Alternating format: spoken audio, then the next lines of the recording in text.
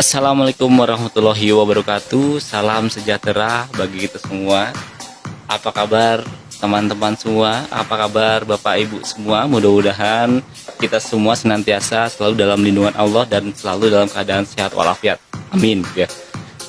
Menanggapi pertanyaan-pertanyaan teman-teman saya kemarin dari video-video yang kemarin kemarin saya menyinggung tentang yang namanya scaffolding. Kemudian teman-teman saya bertanya, Pak Anit, apa sih scaffolding itu? Kemudian seperti apa sih kekuatan scaffolding itu? Nah, dalam video ini saya ingin sharing-sharing, saya ingin berbagi ilmu kepada teman-teman semua, kepada Bapak Ibu semuanya tentang scaffolding. Cuma tidak akan terlalu detail, ya tidak akan menjelaskan satu persatu jenis-jenis scaffolding. Cuma secara umum saja, ya. Seperti apa kekuatannya dan seperti apa saja material yang digunakan.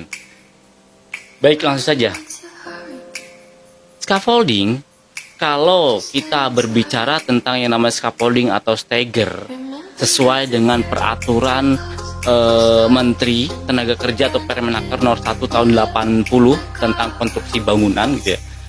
Scaffolding diartikan atau pengertian dari scaffolding itu sendiri adalah bangunan yang dibuat sementara yang digunakan sebagai pelantar tenaga kerja, alat serta bahan pada pekerjaan konstruksi.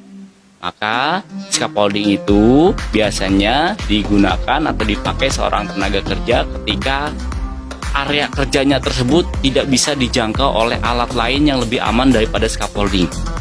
Ya, jadi intinya adalah scaffolding tersebut sebagai bangunan yang atau sebagai alat bantu yang digunakan untuk kerja di ketinggian. Itu kalau sesuai dengan peraturan Permenaker nomor 1 tahun 80.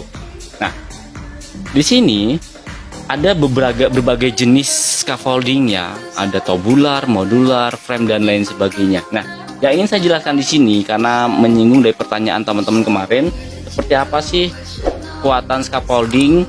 Ya, kekuatan scaffolding, kalau misalkan kita bicara tentang scaffolding, kita gambarkan, anggap saja ini adalah scaffolding, ini mid rail, ini top rail, kemudian kita bicara seperti ini. Nah, terkadang kita itu menggunakan scaffolding, begitu orang sudah berada di atas, kita selalu berbicara berapa sih kapasitas scaffolding ini.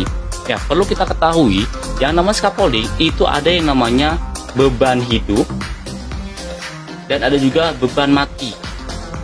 Nah, ketika kita bicara tentang beban hidup, artinya yang sesuai dengan Permenaker nomor 1 tahun 80, scaffolding yang digunakan sebagai pelantar tenaga kerja, alat serta bahan pada pekerjaan konstruksi. Jadi sesuai dengan Permenaker tersebut, scaffolding ini digunakan untuk orang, ya, pekerja, kemudian alat yang dia bawa di area tersebut, dan material yang dia bawa pada saat melakukan pekerjaan di ketinggian.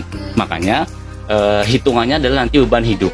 Nah, akan tetapi ketika kita melewati satu daerah, kemudian di daerah tersebut atau katakan di area-area konstruksi tersebut ada bangunan scaffolding, materialnya sama, material scaffolding, cuma bangunan tersebut digunakan sebagai support, apakah itu blasting dan lain sebagainya gitu ya.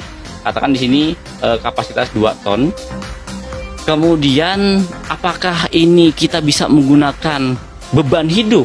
Di mana beban hidup itu dibagi 3. Biasanya beban hidup itu ada yang namanya light duty gitu ya, ada medium duty, dan ada heavy duty. Ini beban hidup yang ditanggung pada saat scaffolding itu digunakan. Untuk light duty, medium duty, dan heavy duty adalah beban hidup. Apa saja yang ditanggung? Manusia, material, dan alat.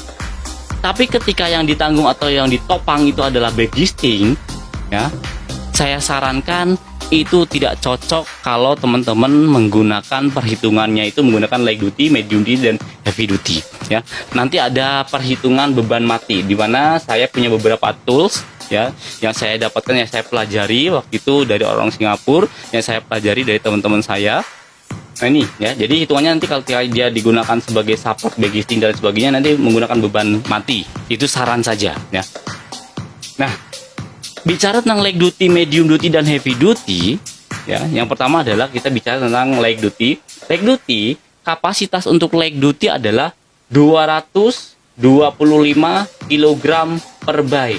Artinya scaffolding itu ada yang namanya bay, ada yang namanya lift, di mana susunan ke samping ini biasa disebut sebagai bay dan susunan ke atas di sini biasa disebut sebagai lift. Jadi dalam gambar ini katakan ada 2 bay dan 2 lift gitu ya. 2 bay ke samping 2 lift. Jadi bay 1, bay 2, lift 1, lift 2. Nah, ketika kita bicara tentang light duty atau kelas ringan, maka kapasitasnya adalah 225 kg per bay. Di sini 225, di sini 225. Maka dari itu ketika pekerja kita bekerja di area scaffolding paling atas, kemudian kita harus bisa memperkirakan beban. Kita sebagai seorang safety man, safety inspector, safety officer, supervisor scaffolding, bahkan teknisi scaffolding harus memahami minimal klasifikasi dari kapasitas scaffolding ya. Nah, light duty, Pak, ternyata orang yang di atas ya, orang yang di atas itu ada 10 orang ya. Dimana 10 orang kalau kita kalikan 10 kali rata-rata satu orang itu 80 kilo sama dengan 800 kilogram gitu ya. Maka scaffolding ini beban hidupnya yang ditanggung adalah 800 kilogram. Kita lihat scaffolding yang kita bangun, Pak. Kalau kita membangun scaffolding itu light duty atau kelas ringan, maka kapasitas dalam 1B-nya adalah 225. 225 tambah 225 ini 450. Kapasitas scaffolding kita 450, tapi ternyata yang kita tanggung pekerja di atas, material dan alat yang dia gunakan ada 800 kg. Ya. Kalau bisa tenang kuat. Ya, karena itu nanti ada hitungan beban mati. Ya, kuat. Tapi kembali lagi ketika pekerjaan itu dilakukan, orang yang ada di atas muatannya atau kapasitasnya lebih besar daripada kapasitas scaffolding yang kita bangun, itu sudah melanggar acuan atau standar gitu ya. Nah, itu tadi light duty. Nah, kita bisa tahu light duty itu dari mana gitu ya. Kita bisa tahu itu light duty dari mana? Dari ukuran panjang dan lebar scaffolding yang kita bangun. Contoh, kalau saya bangun scaffolding seperti ini gitu ya, panjang dan lebar. Nah, yang panjang di sini ya, pipa horizontal yang panjang biasa disebut ledger. Jadi untuk mengetahui mana ledger mana transom ya, ini ledger yang panjang. Kemudian yang pendek di samping ini namanya transom. Nah, supaya kita tahu kapasitas light duty itu ukurannya berapa kali berapa sih ya, kita lihat ya. Kapasitas light duty atau panjang dan lebar dari light duty sesuai dengan standar AS dan BS, Australia Standard dan British Standard. Di situ dikatakan panjang ledger untuk light duty itu adalah berkisar 3 meter ya, dikali lebarnya adalah 2,4 ya, kurang lebih seperti itu.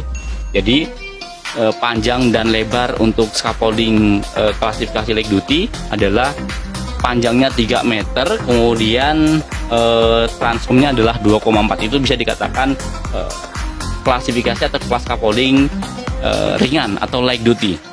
Nah, maka dari itu ketika teman-teman melakukan inspeksi di lapangan, mengecek scaffolding di lapangan, kemudian ukuran scaffoldingnya itu adalah 3 kali 2,4, maka itu sudah dapat dipastikan bahwasanya scaffolding itu berkapasitas light duty atau kelas ringan. Nah, dari hal ini kita bisa melihat orang yang ada di atas, orang yang bekerja di atas itu berapa orang ya.